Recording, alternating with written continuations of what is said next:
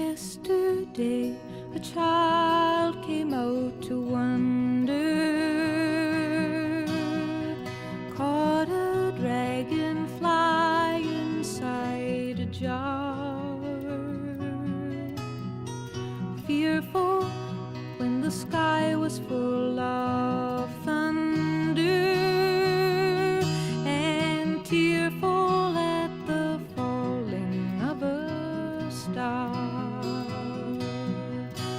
And the seasons, they go round and round, and the painted ponies go up and down. We're captive on a carousel of time. We can't return, we can only look behind from where we came and go round and round. My name is Lorraine Heller, and I'm a member of the Trillium Hollow co-housing community, which includes a diverse group of people from seniors to young families with children. A year from now, when our living units are built, we will be living together, sharing this common space, making decisions together, and sharing meals. Also, we know that we will be sharing as a community in parenting the children of Trillium Hollow, since we really believe that it takes a whole village, or in this case, a whole community, to raise a child. For this reason, we have invited Joanne Nordling to present the Taking Charge model of parenting from her book, Taking Charge, A Parent and Teacher Guide to Loving Discipline. I know that besides giving us insights into how we were parented and an understanding of children's misbehavior, this material will show us a way to direct children's lives with respect and concern for their individual needs. Well, Joanne has raised 4 sons and has grandchildren. She has 2 master's degrees, one from Portland State University in education and one from Lewis and Clark College in counseling. She has worked as a teacher and counselor for many years. It was during her years as a school counselor that she developed the material she'll present to us today. She's also a longtime personal friend of mine. Together, we founded the Parent Support Center in 1988, which was dedicated to providing low-cost, effective parenting education. And I have taught at least one session of parenting classes for the center each year since then. I taught parenting for several years before using this material, but never did I feel I had really changed the way parents are dealing with their children. I do now. Parents tell me over and over again how much difference knowing this material has made to their relationship with their children, and it provides a framework that parents can go back to and use again and again. I cannot praise it enough. This is the first in a 4-part series that Joanne will present. Session 1, Helping Children Build Self-Confidence Through Discipline. Joanne. Thank you. Thank you for asking me to come and speak to you. Before I begin, I would like to say how lucky the children are that are a part of this community. To think that people who don't even have children of their own or whose children are grown are willing to come here tonight and learn about parenting speaks really well for the future of these kids. They're very lucky children to be here. One of the things that you're going to find, even when you get married, in fact, you have a spouse, a boyfriend, a girlfriend, and you find that you have this other person who's helping you to raise your kids. They're never the same. You never came from the same parenting background. You weren't treated the same when you were kids. It's a difficult task. My husband and I came from very different families, and you will find in this community that you've come from very different backgrounds. And that's why having a common parenting approach is going to be so valuable for you. And one of the things I've learned in counseling with hundreds of parents is that I break down, there's 2 kind of basic parenting personalities. And I call them A, there's the A, and there's the C. Kind of a basic personality. And the A, that stands, as you might guess, for adult. And this is an adult-oriented person. Now, my husband tends to be more like this, and he says, of course adults have the right to discipline kids. This is what adults do. Adults know better than kids do. Naturally, adults set the rules and the standards and the guidelines and guide kids through life, okay? Now, the C, of course, stands for the child-oriented person. And this tends to be a person who is more like me. And I would think, Well, now this child, I just have to respect this child's right to be in the world, to make his own decisions. He has to help me make decisions. This child really needs to be involved in making decisions for his life. And it got me into a lot of trouble because I often would lay awake at night and think, my gosh, what am I doing wrong? Am I doing this right? Whereas the A adult doesn't worry so much about it. They just know that adults are supposed to do it. Now, there's nothing wrong with being an A and nothing wrong with being a C. Each one has strengths and weaknesses. And would you raise your hand if you think you're maybe an A? Good, we've got some A's in here. Usually we get about half and half, actually, which is what I'm seeing here. How many people think there might be a C, a child-oriented, which I tend to be? We have a few more child-oriented people in this particular group. And the child-oriented people are going to have a lot of strengths to share with the A-oriented people, and the A people are going to have a lot of strengths to share with the child-oriented people. The main problem that happens in families and in groups like this is that it's so tempting to change the other person, kind of the Pygmalion effect, you know. You try to change that person so he has the same personality that you do toward parenting. So if you can just be tolerant and accepting of the other person's point of view, the way they come at parenting, you can learn a lot from each other. One of the people I learned the most from in all my years in working with children was a woman named Jean Lader. She was definitely an A-type parenting person. She just knew that adults were in charge, and she never had any qualms about stepping right in there and doing things. Another person, she was a very sensitive, very effective person, a teacher and a parent. Another person that I've known for many, many years, who is a child-centered person who I learned very much from, Lorraine Heller, came from the other attitude, but both of those things, both wonderful teachers and parents. So don't try to change each other, accept it, talk about it, and say, look, isn't this interesting? You're an A and I'm a C, because that's how it is. Okay, let's go on to a little theory.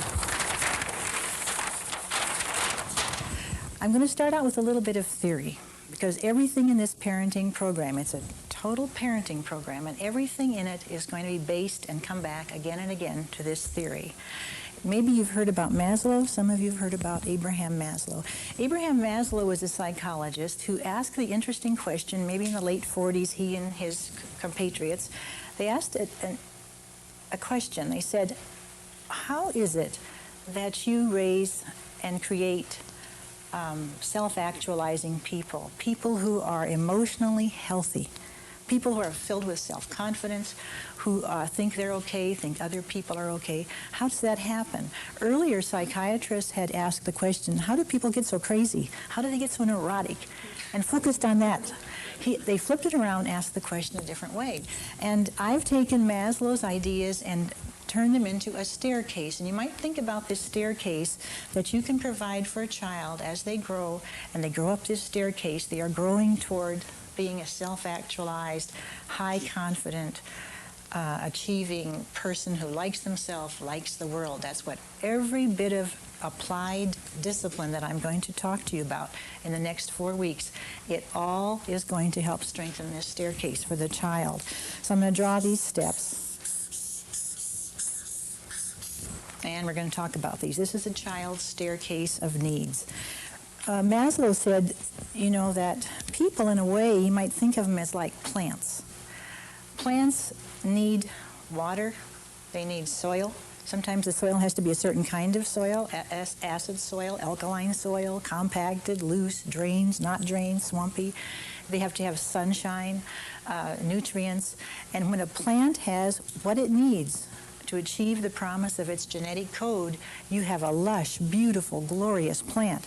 If those things are not provided for the plant, you get a stunted, kind of weak, scrawny plant. And he said the same thing happens when people don't get what they need emotionally and physically. They don't ever achieve the promise of their genetic code. They never become the best they're capable of becoming. And so that's what we all want for our kids, whether we're an A or a C parenting. That's what we all, I think, want for our kids. So first thing he said physical. We need I spelled that wrong, but that's all right. We have to have our physical needs met. We need air. At the most basic level, we can't think about any of these other things about becoming this achieving, self-actualized, confident person if we can't breathe. We have to have food. We have to have shelter. Many children have some problems with hyperactivity. Some people are sensitive to environmental toxins. All these things are physical needs. If you don't have a clean environment and it affects you, these are going to affect you and keep you from becoming the person that you could be if you were freed of those needs. So in physical needs for a baby, you know that the act of stroking a child actually creates growth hormones in the child. And that's why children who aren't stroked, aren't petted, aren't hugged, actually don't grow very well. They don't thrive. There's a failure to thrive. And I even need a hug, and I'm 62 years old, As adults, we need this too, but children especially, they need, so touching is almost a physical need for a child. Now, the second thing that Maslow said they need is security. And we all need these, by the way, not just kids. Security needs. I need to feel safe. I need to feel that when I come home from school at night, my dad isn't going to be drunk and yelling and throwing stuff, and that's emotional security. The kids in Bosnia, they must not have any sense of security and haven't had. You need to know the bombs aren't dropping, the guns aren't going off. A lot of our kids in the inner cities are living in kind of a war zone. There's a lack of security for them. But these things are so important to have, the sense of being secure. I'm safe. It's a safe world. I'm free to get out there and explore it. A very important thing. And as a C parenting personality, I didn't realize when I was a young parent that my kids really needed some firm guidelines. They needed some predictable guidelines.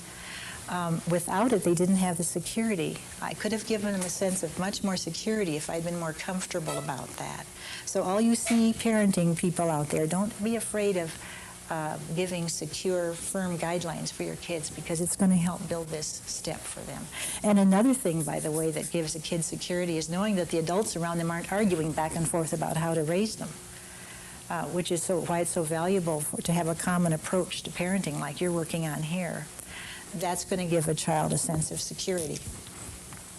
The next thing he said that kids and human beings need, a sense of belonging. I need to belong to somebody, even if it's only to one other person.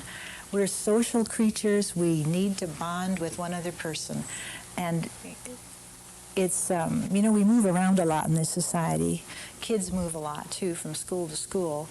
And we need to feel, maybe that's why we're such joiners. Americans are such joiners. We join the Elks Club, and when we go from community to community, we join churches. If we're a Methodist in one town, we make a beeline for the Methodist church in the next town, because that's where we belong. That sense of belonging is so important to us. And children need to feel that. One of the things about being a counselor in elementary school, kids are coming and going all the time in the schools. There's a lot of kids who move a lot in the middle of the year. And parents didn't realize that if they brought the child the day before so they could see the classroom, see their desk, the teacher could put their name on the desk, put the name on the little hook above for their coat, then the next morning when the child came in, the child felt so, I belong here. This is my desk. This is my coat hook. I know where the bathroom is. I belong here. And they were able immediately to start becoming a part of that group. That sense of belonging is so important. And the next thing, and I'm going to spend some time on this later on, but the sense of being loved. Maslow called it being loved, but mostly we just think of it as unconditional love. You hear that word a lot. Kids need to be loved unconditionally, but how do you do it? How do you do it? And I'm going to spend some time later telling you how to help your child feel loved unconditionally. It is important that we know we're loved just because we're breathing. It's easy to give praise to a child because they're doing something you like. They get good grades, or they're picking up their room, setting the table, or being polite, or whatever.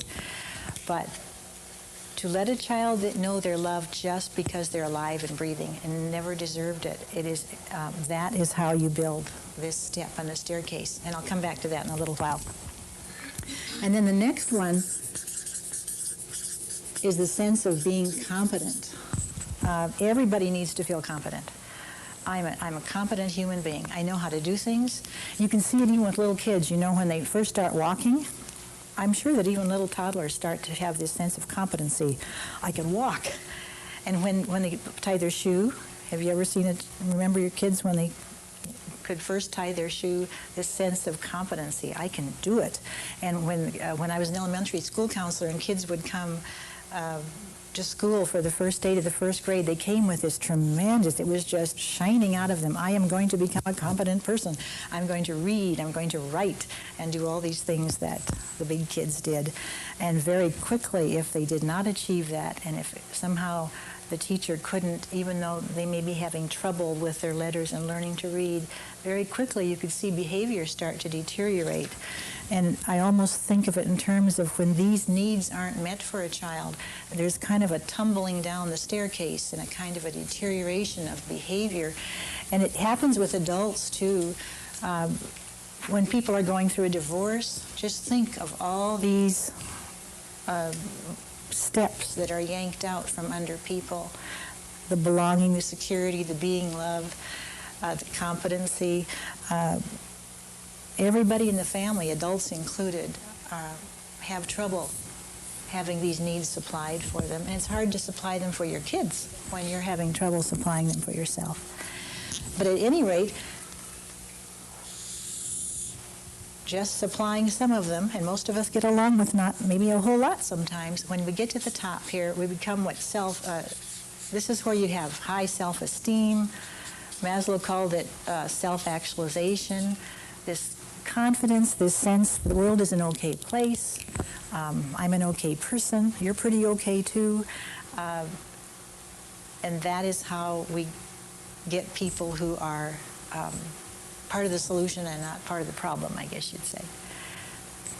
You might be thinking about yourself, how this has affected you in your life. I know we moved a lot in my family. My dad was a kind of a nomadic person. He was never happy wherever he was, and so he always wanted to move. Every year we moved. My mother managed to get him to not move until the end of the school year, so generally I got to finish out the school year.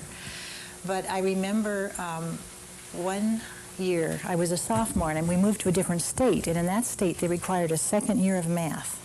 And I had not had 2 years of math. I didn't like math. And I wasn't very good at it, probably hadn't had very good training in it. And so I was forced to go back. No, I was a junior that year. So I was forced to go back and sit with the sophomores and take my second year of math. Now, I was always a very agreeable person in school. I liked school. My behavior deteriorated. Looking back on it, I can hardly believe the way I acted. I talked when the teacher was talking. I passed notes. I whispered. I gave hostile looks to the teacher. The poor guy didn't know what was going on. One day, and I was perfectly an angel in all my other classes, see? And one day he called me out in the hall by myself and said, "Joanne, what is the matter?" I couldn't tell him. I didn't know what was the matter. I knew something was the matter. I didn't want to be there. But what had happened was this sense of competency in front of my peers. I felt I certainly didn't belong there. I was a junior, but basically this competency step was hurting really bad. My behavior deteriorated, and it's a very common story.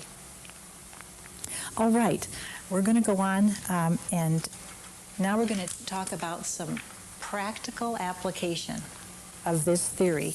And keep this in mind, because everything I'm going to be teaching you about during the next 4 weeks is going to keep coming back, and we'll talk about how each of the kinds of disciplines we do strengthen these staircases. And even you A parents, I think, will be pleased.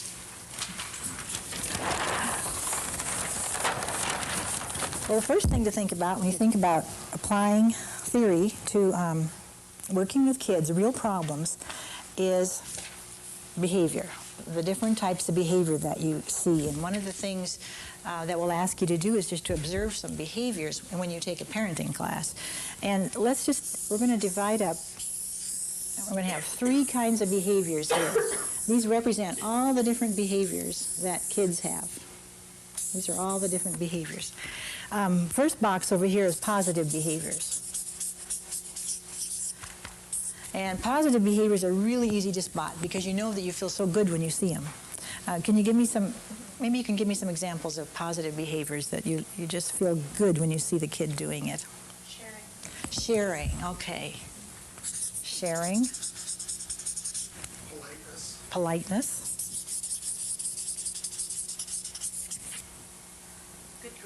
Good grades, all right. I mean, these are things that make you just glow and feel proud.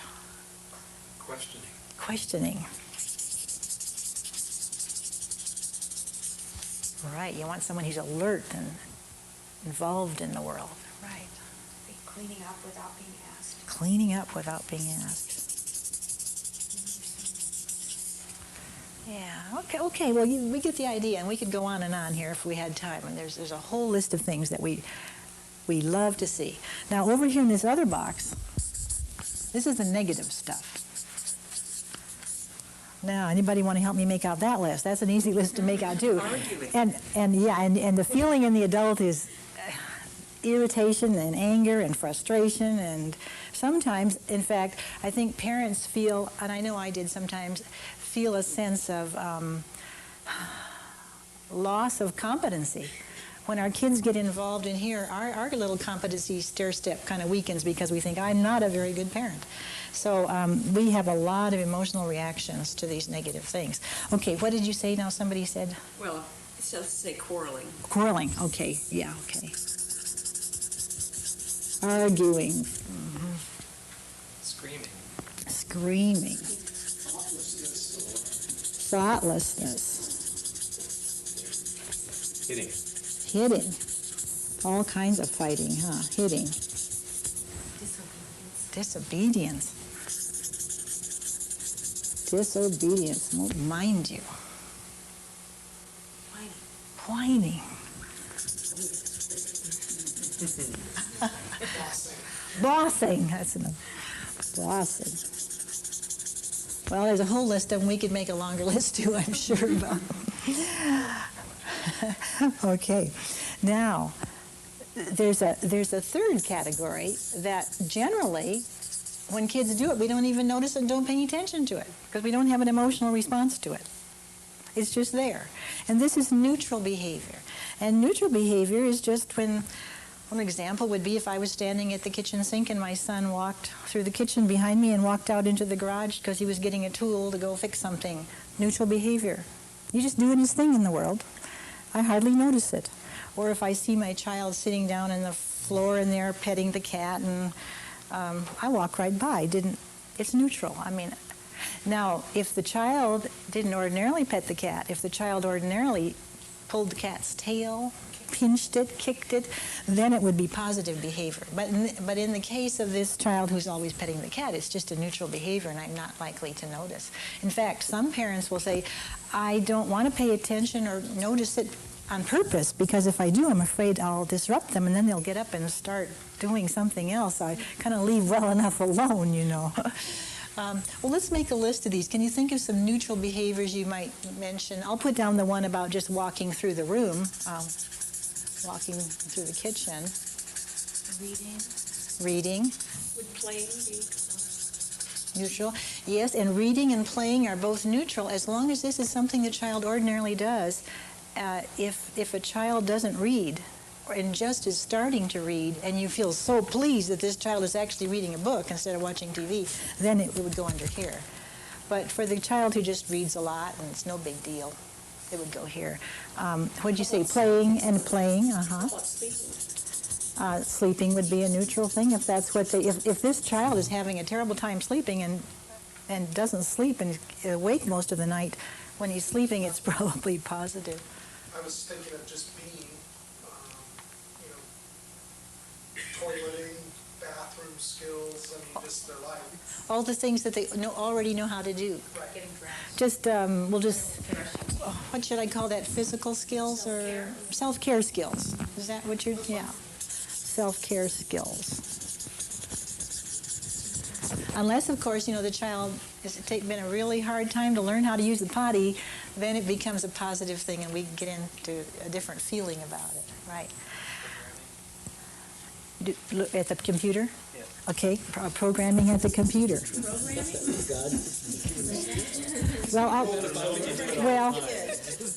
Well, some kids are pretty swift with that. We'll put programming in computer, okay. Okay, now the idea for the neutral behavior is that it's really just something that the child is just living their life. Now we're going to get back to the step. Do you remember the step I had on the staircase of being love, unconditional love, paying attention, the unconditional love step? This neutral time, paying attention at neutral time, is one of the most important things you can do for strengthening unconditional love. And we've had parents tell us again and again that of all the things they've learned in the parenting program, that this is the basic idea. This is one of the basic ideas. It's an interesting and maybe hard to believe fact, but behavior you pay attention to, give emotional attention to, will strengthen. It will continue. So in any one of these, if you pay emotional attention to it, it's likely to strengthen, which gives us a great deal of trouble over here with negative behavior. And we're going to spend a whole night talking about that later on. But when you pay it, I'm going to talk about these two tonight. So let's start off by talking about paying attention at neutral time. Why does it help a child to feel unconditionally loved if you pay attention to them at neutral times? I'm thinking of a woman who was in one of our classes, and she had gone home to try paying attention to kids at neutral times, and she said, it dawned on me this week why I always knew my uncle loved me.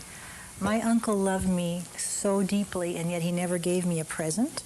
He never invited me over. He never took me anyplace. And yet I know in my bones my uncle loved me unconditionally.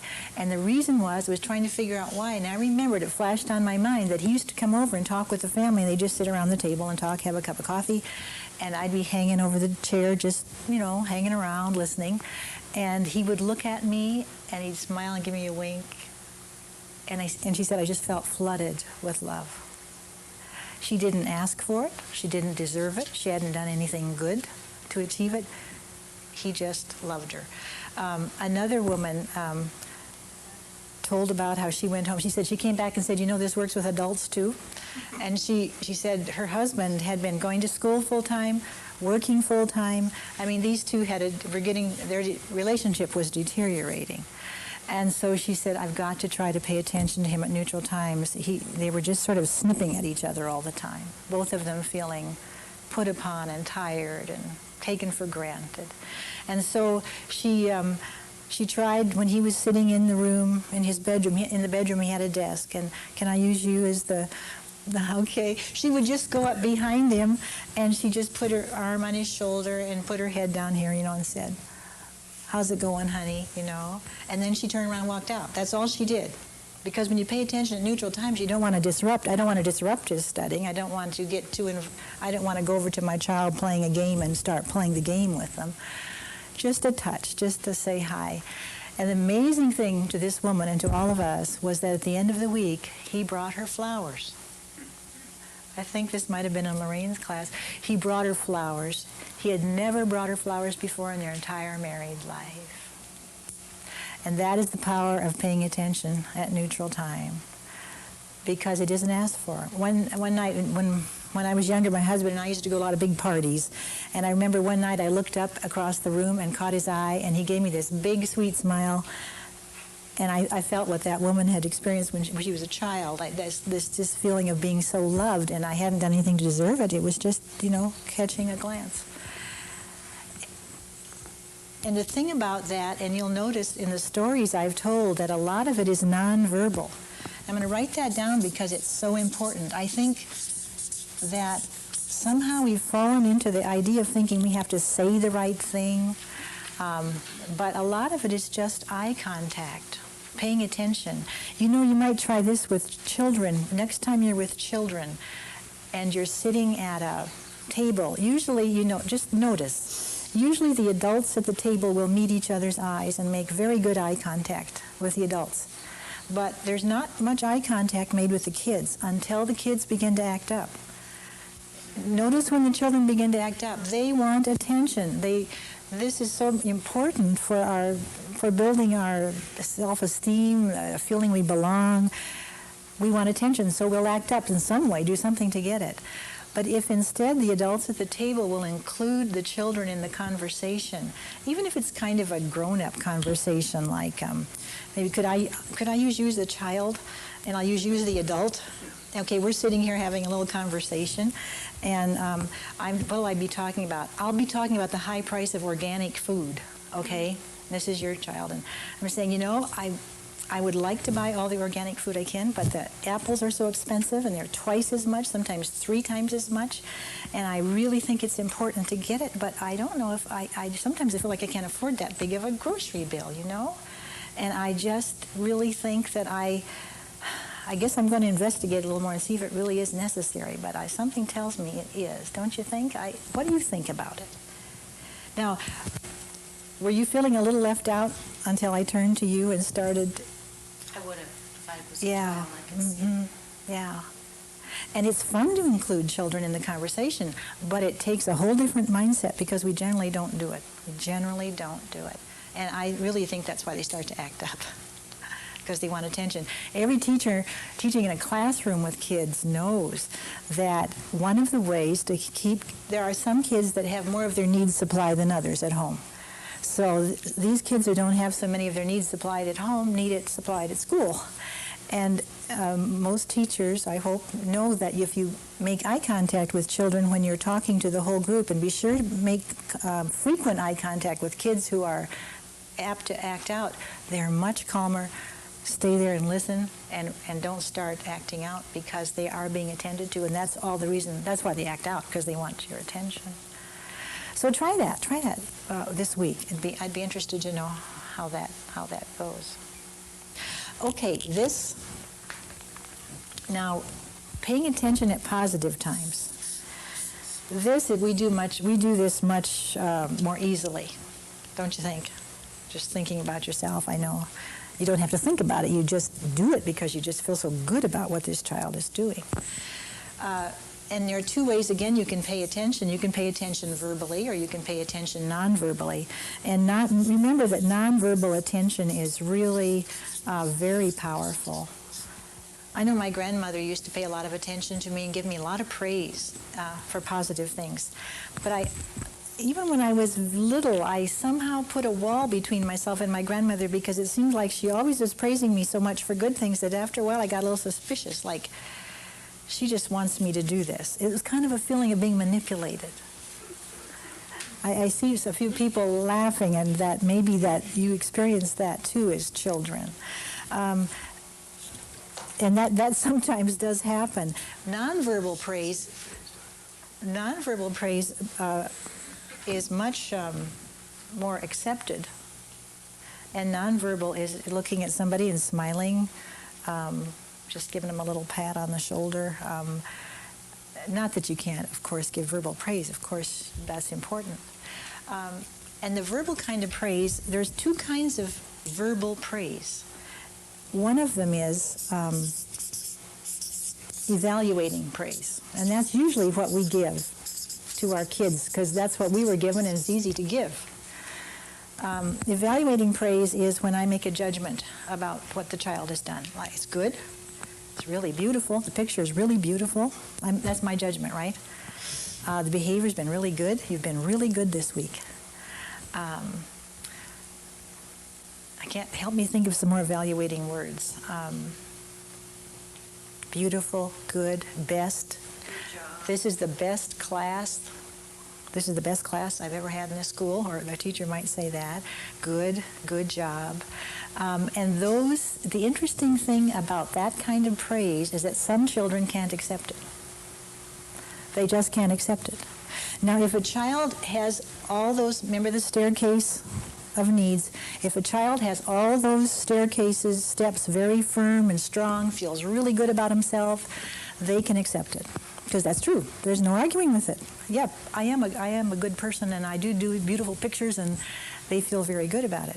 But for the child who doesn't feel really good about it, and isn't convinced that they're a good person, they tend to reject it, like a Wonder Woman, fending off bullets with her bracelets. Let me give you some examples. A good boy or Yeah, and a child can accept good boy or good job if they feel they're a good boy or good job. But if you sense that your child or a child you're working with has low self-esteem, and sometimes you'll notice behavior starts to get worse. Let me give you an example of a behavior that got worse when a child got a lot of evaluating praise. This was a 5th grade boy. I was an elementary school counselor. This boy came from a home where he didn't have a lot of his needs met, and we worked really hard on it when he came to school. And his behavior did improve. Teacher tried to make him feel he belonged and that he was cared for, that he was a competent person. And the kid had been fighting, just hitting kids and starting fights all the time on the playground. Well, the whole week went by and there were no fights, none. And so the teacher was delighted. So he said, let's go down and see Mrs. Nordling in her office, and we'll tell her what a great job you've done this week. So they came down to the office, and the boy sat in my I had a chair with rollers on it, kind of a secretarial chair. It was a little tiny room. And the kids liked to sit in that chair, so he sat in the chair. And the teacher started saying, Jim has had a wonderful week. He has been the best kid. He has been so good. He must have used 3 or 4 of these evaluating kinds of things. And Jim started to move, and that chair was pretty soon, he was going back and forth, practically hitting the walls of this, and we were watching him go like a tennis match, and mercifully the bell rang. And they left. And after school, I was down in the faculty room having a cup of coffee, and this teacher walked in and said, do you know what that kid did? I give up on that kid. Do you know what that kid did the minute I let him, he walked in the door ahead of me into the classroom when the bell rang, and first kid he saw, he doubled up his fist and whacked him, gave him a bloody nose. Now, who can figure, he said. Well, it dawned on me what was going on. What was going on was this kid was convinced in his inner core that he was not a worthy person, he was not a good person, he was not a wonderful person, and he couldn't accept it. And there's that, kids, we have that inner integrity, kids especially do, I think, because they haven't got it all confused and covered over yet. And somehow it has to be honest. It didn't seem honest to him to accept it. He just could not accept it. I'll give you one more example. This was a little boy, he was only 3, and that's when I worked at Fano Creek Children's Center, and we had a 3-year-old class, a 4-year-old class, and a 5-year-old class. And he had a sister in the 5-year-old class. He was a 3-year-old. And he loved to paint. The kids spent a lot of time on the easel. He did, I thought, lovely things on the easel, spent a long time in front of the easel. But at the end of the day, and we would always say, oh, what a beautiful picture. Evaluating word, beautiful.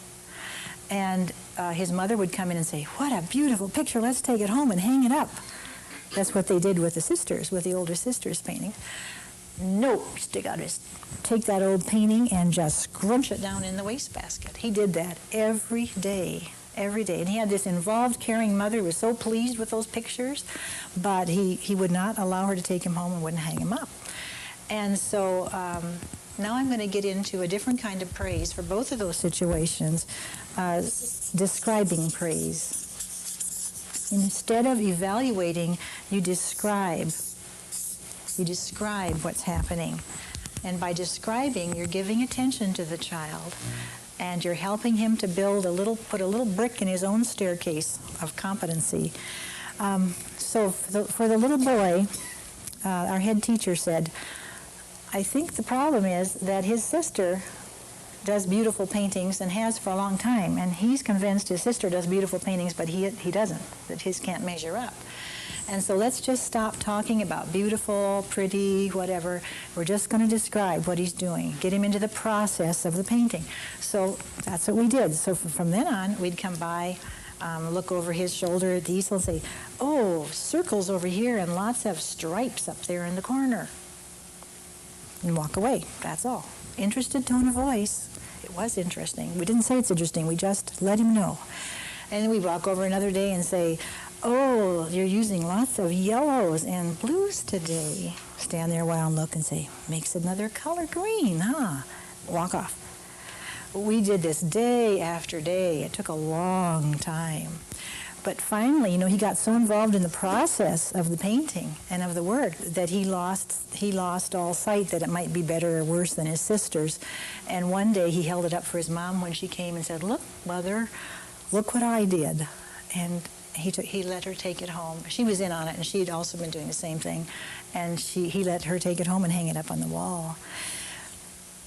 The problem with evaluating, even if a child can accept it, even if they do feel good inside and believe that they're a wonderful artist and do beautiful things, is that it focuses on the end product. We grade with that kind of an idea. It's an evaluating grade. It's A, it's a B, it's a C, it's a D, it's an F.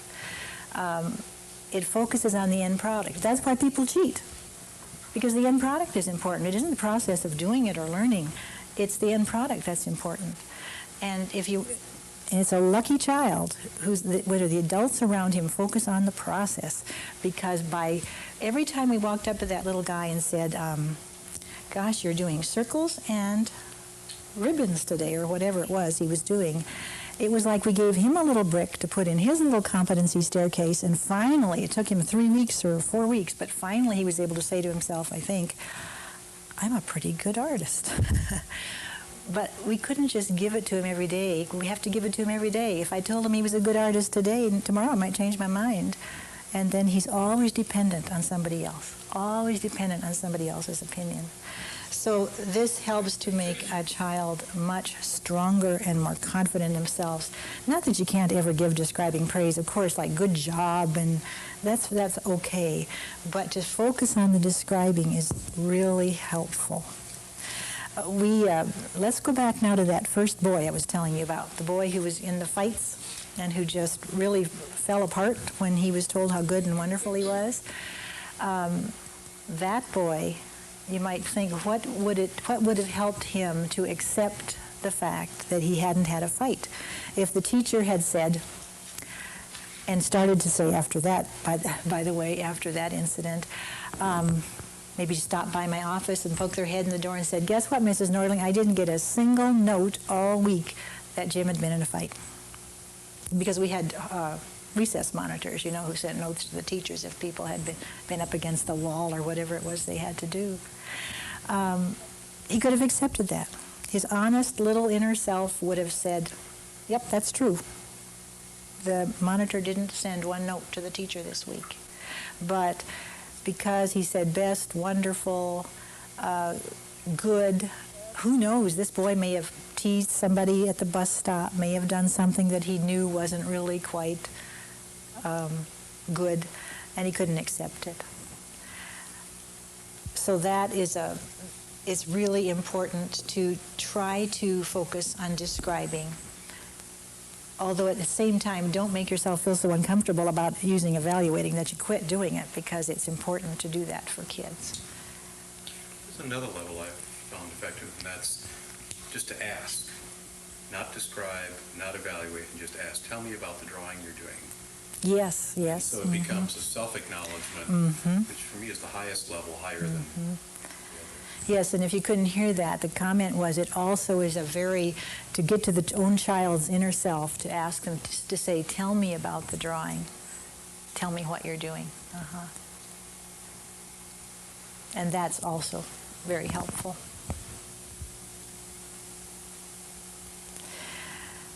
Next week, we're going to start talking about sabotage. And even how we sabotage our own discipline. It's, you know, we talked about A parents and C parents, and both of those kinds of parents manage to sabotage their discipline. And we carry out really pretty good discipline kind of techniques and approaches, but we manage to sabotage ourselves often in the process. And so that's what we'll be talking about next week, and I look forward to being here with you and talking about that. Thank you.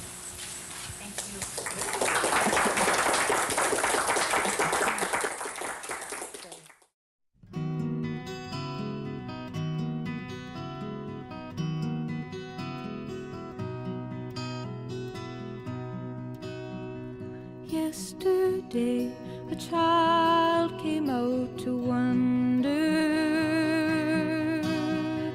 caught a dragonfly inside a jar. Fearful when the sky was full of thunder, and tearful at the falling of a star. And the seasons, they go